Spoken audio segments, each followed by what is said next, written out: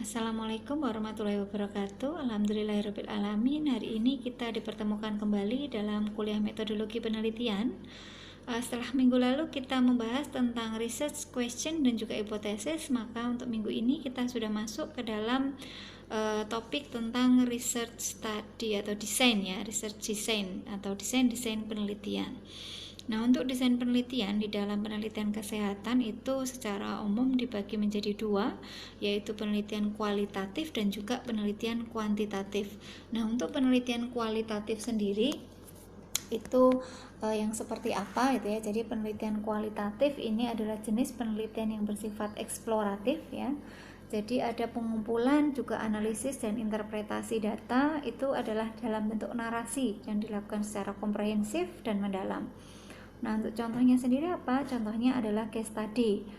Nah, kemudian untuk penelitian kuantitatif itu biasanya menggunakan data-data dalam bentuk angka itu untuk melakukan analisisnya. Dan contoh penelitian kuantitatif itu misalnya ada penelitian eksperimental dan juga ada penelitian observasional.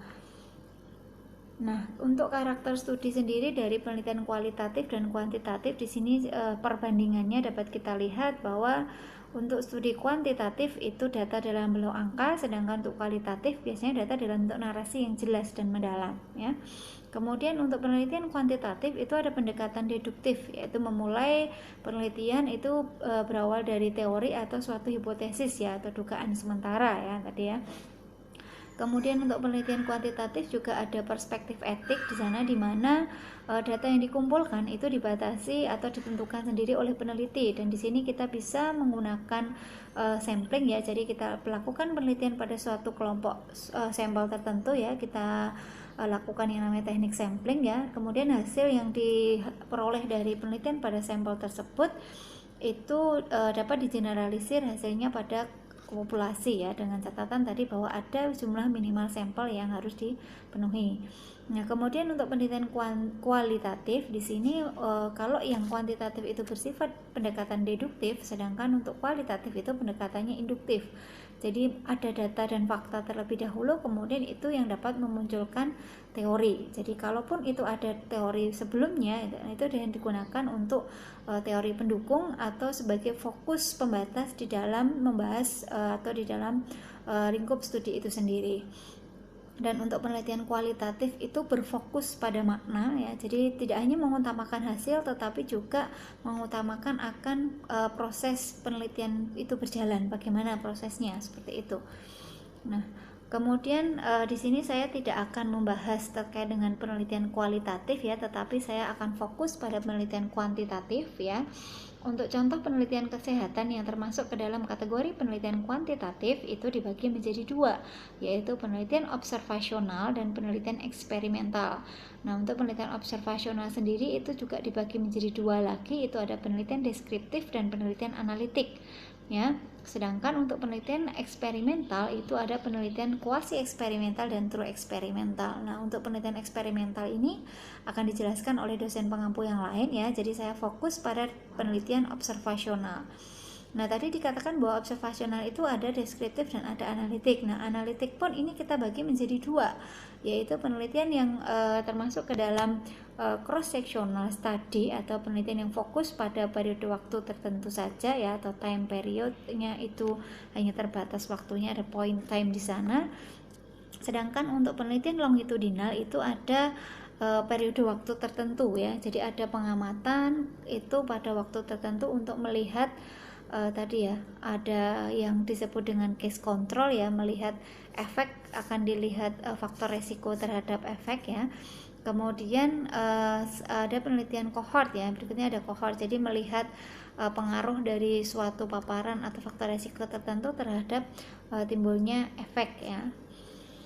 Nah, kita akan bahas satu persatu ya. Kita masuk ke dalam definisi dari penelitian observasional itu sendiri, bahwa dikatakan penelitian observasional itu ketika tidak ada intervensi dari peneliti terhadap variabel penelitian. Jadi di sini peneliti hanya melakukan pengamatan saja ya. Jadi melihat fenomena yang ada di alam ataupun fenomena sosial yang terkait dengan subjek ataupun objek penelitian. Jadi tidak ada intervensi ataupun tidak ada rekayasa di dalam studi ya. Kemudian tadi dikatakan bahwa penelitian observasional itu ada yang deskriptif, ada yang analitik. Nah, yang deskriptif itu contohnya bagaimana gitu ya. Nah, penelitian deskriptif itu adalah penelitian yang digunakan untuk menggambarkan masalah-masalah kesehatan yang terjadi di masyarakat ya. Jadi ini hanya bersifat mendeskripsikan atau menggambarkan ya. Jadi misalnya data itu dibentuk di dalam penelitian ini dalam bentuk persentase ataupun dalam bentuk distribusi frekuensi seperti itu ya. Dan untuk penelitian deskriptif ini tidak dapat menilai pengaruh atau hubungan antara faktor variabel yang satu dengan yang lain. Dan umumnya di sini untuk desain penelitian deskriptif ini hanya dipilih itu ketika tujuan penelitian itu biasanya bunyinya adalah menggambarkan atau mendeskripsikan seperti itu. Nah, sedangkan yang penelitian analitik bagaimana? Yang penelitian analitik di sini digunakan untuk mengetahui hubungan bagaimana dan mengapa suatu fenomena itu terjadi. Biasanya akan menggunakan analisa statistik ya untuk menilai asosiasi ataupun komparasi ya, jadi suatu faktor risiko terhadap faktor risiko yang lain. Nah, tadi di dalam bagan sudah saya sebutkan bahwa penelitian analitik sendiri itu ada yang cross-sectional dan ada yang longitudinal. Nah, untuk yang cross-sectional sendiri bagaimana maksudnya? Di sini ketika suatu variabel independen atau variabel yang berpengaruh itu diobservasi bersamaan waktunya dengan variabel dependen atau variabel yang dipengaruhi, maka itu dimasuk dalam penelitian cross-sectional. Nah, contohnya di sini adalah kita mengelompokkan pasien atau responden itu ke dalam dua kelompok, yaitu dengan faktor resiko positif dan faktor resiko negatif. Kemudian nanti dilihat bersamaan waktunya dengan efek yang muncul ya. Dilihat efeknya positif berapa, negatifnya berapa pada kedua kelompok.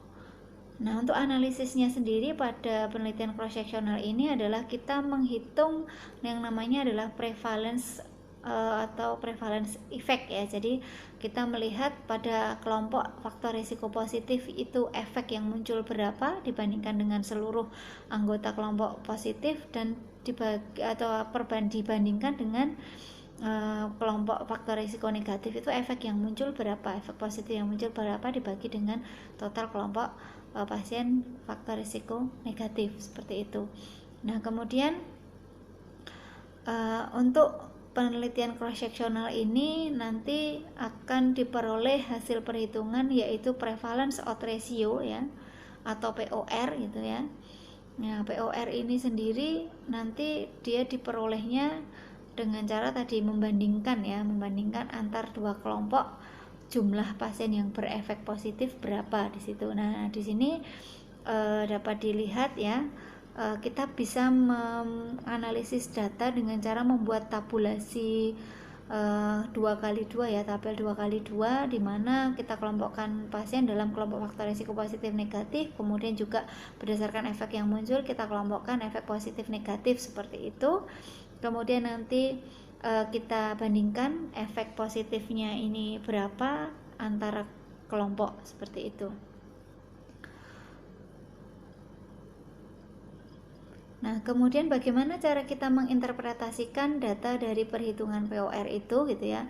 Nah, untuk menilai POR ini gitu ya, kita dapat melihat dari nilai perhitungannya berapa, nilai POR-nya. Kemudian yang kedua adalah kita melihat dari interval koefisien interval tingkat kepercayaannya ya.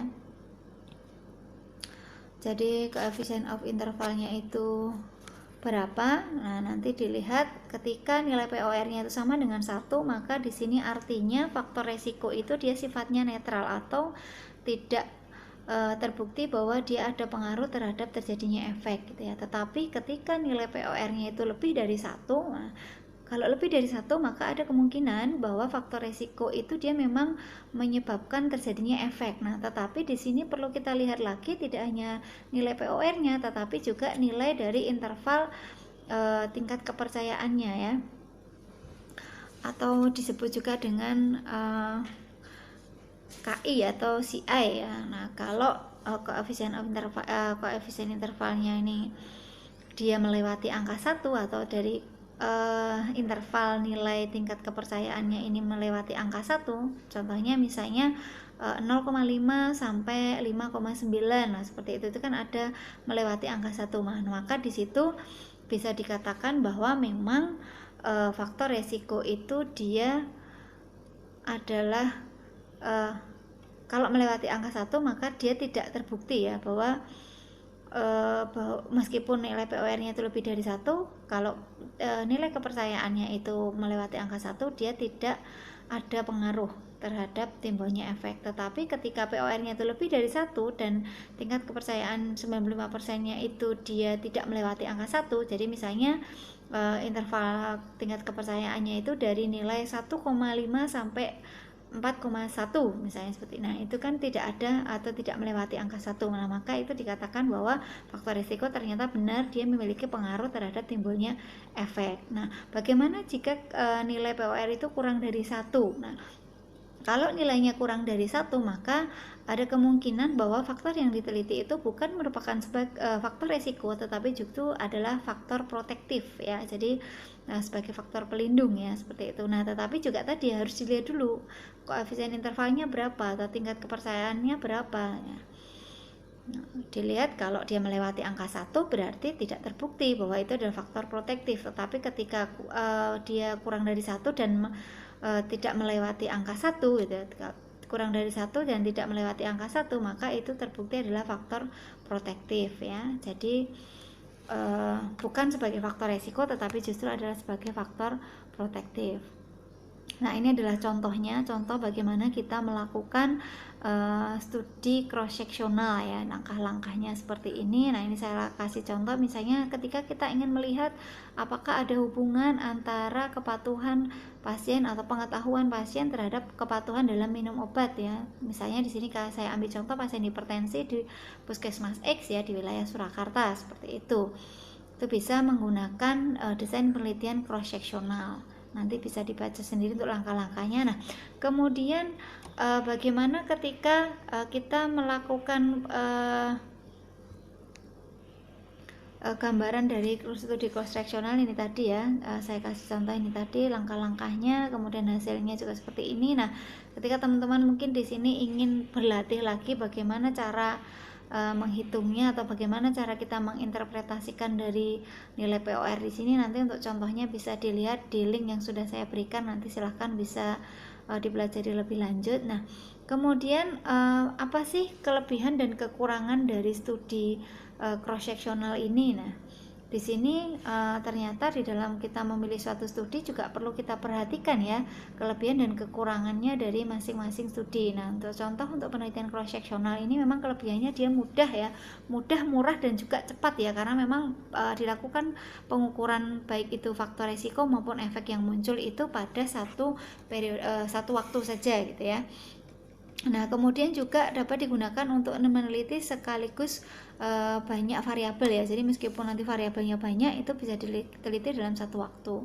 Kemudian di sini juga tidak ada atau pasien yang dia drop out ya atau tidak mengikuti penelitian sampai selesai itu kemungkinannya kecil untuk keluar dari penelitian. Dan biasanya penelitian cross sectional ini bisa digunakan sebagai dasar untuk penelitian cohort. Nah, kemudian meskipun ini kelebihannya banyak ya, tetapi juga ada kekurangannya ya. Kekurangannya apa? Kekurangannya adalah tidak mengetahui faktor individu dari waktu ke waktu ya. Jadi mungkin bisa saja pada saat diteliti itu pasiennya itu memang dia kepatuhannya bagus gitu ya, tetapi mungkin ketika pada periode tertentu ya mungkin sudah 3 bulan, 6 bulan seperti itu, ternyata mungkin bisa saja itu berubah ya, atau mungkin ada kebiasaan yang berubah dari individu. Nah, itu tidak bisa kita lihat lebih dalam ya, seperti itu. Kemudian juga sulit untuk penyakit yang jarang terjadi karena memang keterbatasnya responden sehingga tidak bisa dilakukan pada penyakit-penyakit yang memang sifatnya jarang ya. Dan juga di sini untuk cross sectional maka sebisa mungkin kita melibatkan responden yang relatif banyak seperti itu. Nah, kemudian Kalau tadi sudah ada penelitian cross sectional, nah kemudian untuk penelitian yang longitudinal sendiri tadi ada dua ya, ada case control dan juga ada cohort. Nah yang case control ini yang seperti apa gitu ya.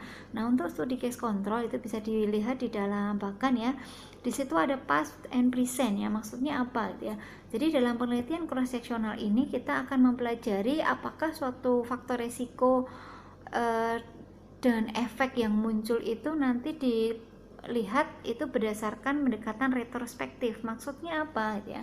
Jadi di sini outcome atau efek itu diidentifikasi saat ini gitu ya. Jadi kita tetapkan dulu efek yang mau kita teliti itu apa gitu ya. Jadi atau outcome yang mau kita teliti itu apa gitu ya. Kemudian nanti akan kita tarik ke belakang untuk melihat atau menilai dari faktor resiko yang mungkin menjadi hal yang berpengaruh terhadap munculnya efek gitu ya. Jadi bermula dari ditetapkan dulu efek yang akan kita teliti apa gitu ya, kemudian nanti kita tarik ke belakang faktor resikonya yang mungkin berperan atau kita identifikasi faktor penyebab dari suatu penyakit itu apa gitu ya. Nah, di sini pun juga nanti kita akan membuat responden atau pasien itu di dalam dua kelompok ya. Jadi pada kelompok pasien yang punya efek positif dan pada kelompok pasien yang mempunyai efek negatif seperti itu. Kemudian nanti masing-masing akan kita lihat pada faktor risiko positif dan faktor risiko negatifnya seperti itu. Nah, untuk menilai hubungan pada kedua variabel tadi untuk studi case control ini kita menyebutnya adalah nilai odds ratio atau OR gitu ya. Nah, bagaimana kita bisa menilai atau menghitung dari nilai OR gitu ya? Penetapan nilai OR tentunya di sini kalau tadi kan kita membutuhkan yang namanya kontrol ya. Ada dua kelompok di sini, adalah kelompok dengan faktor atau dengan efek positif dan kelompok dengan efek negatif atau yang kita sebut adalah kontrol gitu ya. Nah, bagaimana cara kita menetapkan kontrol? Itu yang pertama adalah kita bisa menetapkan kontrol itu dengan proses tanpa matching ya. Tanpa matching ini jadi ketika penyakit itu memang kejadiannya tidak bisa dihitung ya, sehingga proporsi kejadian sebenarnya itu tidak bisa diketahui ya.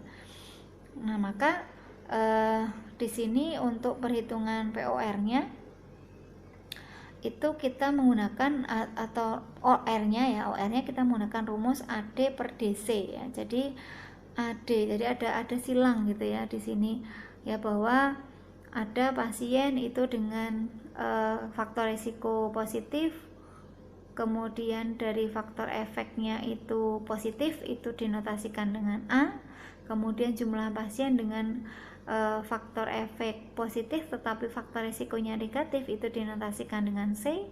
Kemudian faktor efeknya positif ya, efeknya negatif menurut saya, kemudian faktor risikonya positif itu dinotasikan dengan B, dan pasien dengan efek negatif dan faktor risiko negatif itu dinotasikan dengan D ya. Jadi memang ada dua rumus yang berbeda ketika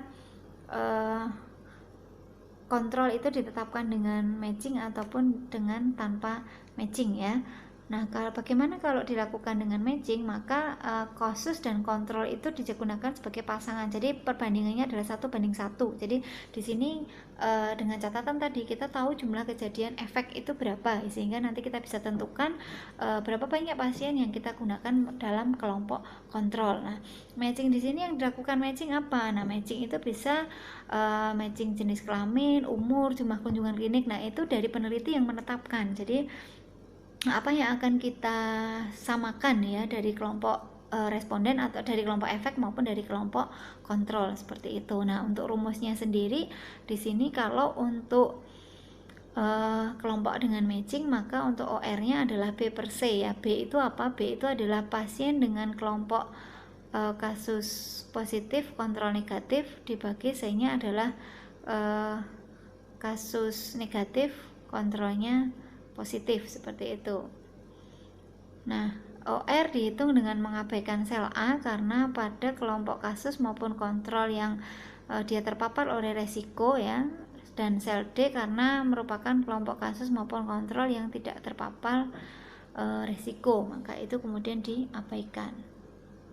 Nah, untuk interpretasinya tadi ya, untuk interpretasi dari nilai OR sendiri, cara membacanya sama persis dengan POR ya. Jadi kalau sama dengan 1 artinya tidak ada efek atau netral, kalau lebih dari 1 artinya ada pengaruh ya. Tetapi tadi dilihat tingkat kepercayaannya tadi ya, tidak melewati angka 1. Kalau melewati angka 1 juga dia tidak ada pengaruh. Nah, kalau kurang dari 1 bagaimana? Kalau kurang dari 1 itu adalah faktor resiko yang dilihat atau yang diteliti itu mungkin adalah faktor protektif atau mengurangi resiko terjadinya efek. Nah, kelebihannya dari case control apa? Nah, kelebihan dari case control ini sendiri adalah dia dapat digunakan untuk meneliti kasus yang jarang, kemudian juga biayanya juga tidak besar ya karena dilakukan secara retrospektif ya. Subjek juga nanti bisa kita sesuaikan ya. Kemudian juga dapat mengidentifikasi beberapa faktor resiko dalam satu waktu sekaligus gitu ya. Dan dengan penelitian cross sectional, maksudnya case control dan retrospektif ini kita bisa mengendalikan faktor resiko atau bisa membatasi faktor resiko yang kita harapkan, sehingga nanti harapannya adalah hasilnya itu lebih tajam dan tidak bias seperti itu. Nah, kekurangannya apa? Nah, kekurangannya karena tadi ya penelitian ini bersifat retrospektif, artinya kita hanya menggunakan data yang memang sudah ada gitu ya. Jadi kita tidak melakukan pengamatan secara langsung pada subjek ya, sehingga di sini kemungkinan ada recall bias. Artinya apa? Artinya karena kemungkinan kita hanya melakukan pengambilan data berdasarkan catatan rekam medis ataupun nanti dari hasil yang sudah ada, jadi ada kemungkinan respondennya lupa atau catatan medisnya tidak akurat. Nah, seperti itu. Kemudian juga tidak dapat diketahui efek dari luar ya, karena memang faktor tidak terkendalinya itu yang memang sulit untuk diramalkan seperti itu. Dan juga ada keterbatasan bahwa untuk sulitnya memilih kontrol ya, karena memang banyak faktor yang harus dikendalikan, apalagi kalau kita harus melakukan matching tadi ya, maka kemungkinan untuk mendapatkan kontrol ini lebih sulit. Nah, ini ada contohnya bagaimana langkah-langkah kita melakukan studi case control ya. Memang semua case study itu kita mulai dengan research question ya. Kita tentukan dulu rumusannya, masalahnya itu apa gitu ya. Kemudian kita menetapkan tujuan, membuat hipotesis, dan baru kemudian nanti kita tetapkan variabel dependent dan independennya ya. Setelah itu baru nanti kita tetapkan subjeknya siapa ya, berdasarkan tadi teknik sampling apa yang akan kita gunakan gitu ya. Kemudian melakukan penelitian dan melakukan analisis hubungan ya, atau uji korelasi, tergantung nanti yang diinginkan apa gitu ya. Nah, bagaimana menilai OR gitu ya. Nah, di sini tadi ya sudah ada rumus bahwa kelompok dengan resiko di sini yang dilihat resikonya adalah hipertensi ya, resikonya hipertensi, kemudian efek yang dinilai adalah perdarahan postpartum gitu ya. Dan untuk A, notasi A itu adalah pasien dengan hipertensi dan terjadi perdarahan postpartum. Kemudian yang B itu adalah pasien yang dia mengalami hipertensi tapi tidak perdarahan ya. Kemudian yang C yang dia tidak hipertensi tapi perdarahan, yang D yang dia tidak hipertensi dan tidak perdarahan.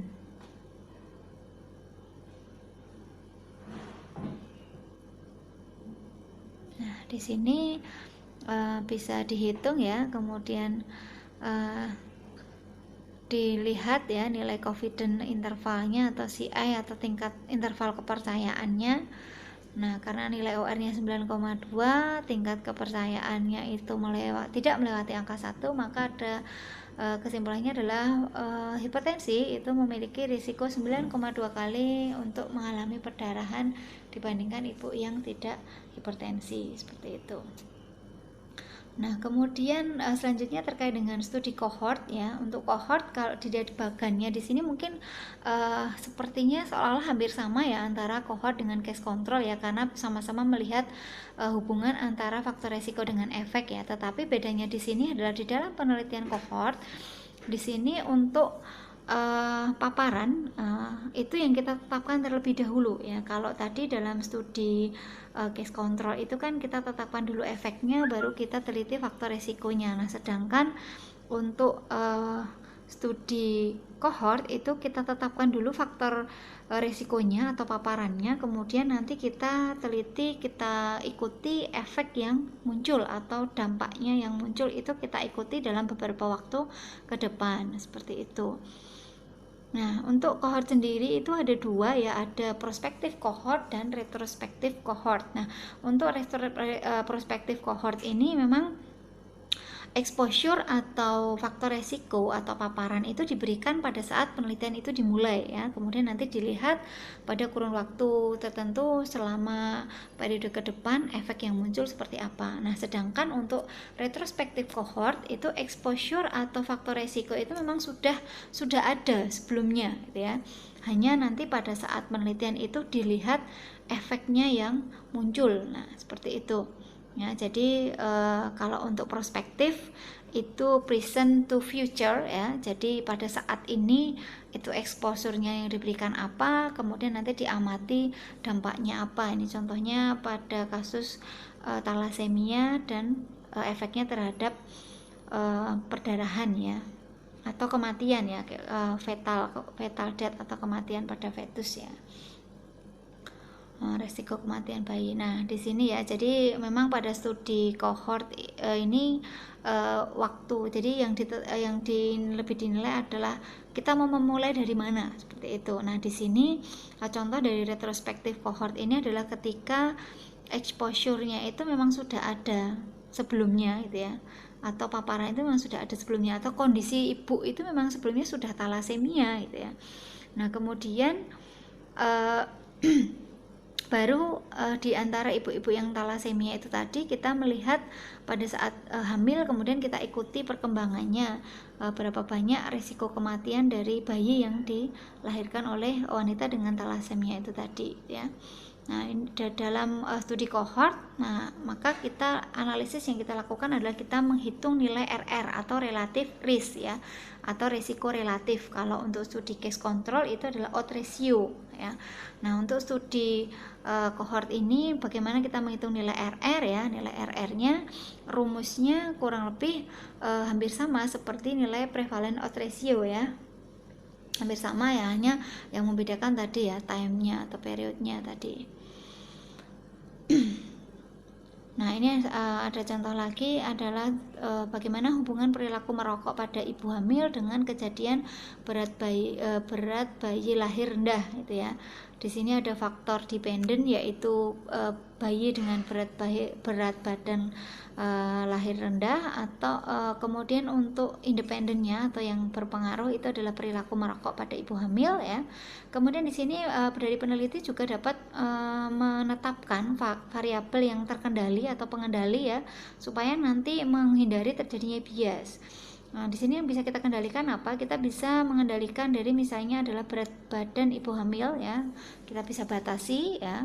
Kemudian juga umur ibu dan juga pekerjaan ibu di sini ya, untuk karena kenapa kita tetapkan sebagai variabel pengendali atau variabel yang dikendalikan gitu ya? Karena ada kemungkinan juga ketiga faktor ini mungkin juga dapat berpengaruh terhadap terjadinya PPLR ya, sehingga nantinya kesimpulan kita mungkin tidak akan tajam atau bias ketika di ketiga faktor ini itu berbeda-beda seperti itu. Nah, ini ada langkah-langkahnya ya. Jadi dari contoh itu tadi, ketika diperoleh nilai RR itu nilainya adalah 3 gitu ya. Nah, maka di sini ada resiko 3 kali lebih tinggi ya pada ibu yang merokok itu untuk melahirkan bayi dengan berat badan lahir yang rendah ya, seperti itu. Dan ini nanti juga sama seperti OR maupun POR ya, bahwa untuk menilai RR ini juga nanti kita lihat confidence of intervalnya ya, atau CI atau interval kepercayaannya itu dari angka berapa sampai berapa, seperti itu. Nah, ini untuk kelebihan dan juga kekurangannya ya. Jadi untuk kekurangan dari penelitian cohort itu adalah jelas time ya, waktu itu jelas lebih lama dibandingkan dengan studi case control maupun studi cross sectional ya. Kemudian juga lebih rumit dan biaya jelas membutuhkan biaya yang lebih banyak ya. Kemudian tadi ya, karena ini diikuti pada periode waktu tertentu sehingga kemungkinan pasien itu drop out itu besar gitu ya, dan ini perlu kita perhitungkan juga ya. Dan juga kurang etis ketika mengamati faktor resiko pada subjek itu sampai terjadinya efek ya. Jadi kadangkala ada memang penyakit-penyakit tertentu yang tidak memungkinkan ya untuk kita lakukan studi dengan cohort gitu ya, karena mungkin ketika efek yang muncul itu sangat lama sekali waktunya seperti itu. Nah, untuk kelebihannya sendiri apa? Karena cohort ini merupakan desain yang paling baik ya untuk bisa menerangkan faktor risiko dengan efek ya, karena tadi ada faktor-faktor yang mungkin untuk bisa dikendalikan oleh peneliti, dan juga ini bisa meneliti beberapa efek sekaligus dari suatu faktor resiko ya, dan juga memiliki kekuatan yang paling baik untuk meneliti berbagai masalah kesehatan. Jadi kalau ada beberapa studi gitu ya, case control, kemudian cross sectional, kemudian cohort gitu ya, maka kekuatan dari level of evidence dari suatu studi itu memang yang lebih bagus adalah studi cohort seperti itu, sehingga ketika memungkinkan kita bisa melakukan penelitian, maka studi cohort itu yang lebih baik kalau kita ingin melihat dari kekuatan penelitiannya seperti itu. Nah, mungkin itu terkait dengan research design ya. Jadi ada beberapa desain penelitian di sini yang bisa teman-teman nanti bisa pilih ketika ingin melakukan suatu studi ya. Nanti disesuaikan dengan yang tadi. Yang pertama adalah research questionnya terlebih dahulu ya. Kita sesuaikan dengan problemnya itu apa, dan juga tentunya desain penelitian itu sangat terkait dengan tujuan dari penelitian kita seperti itu.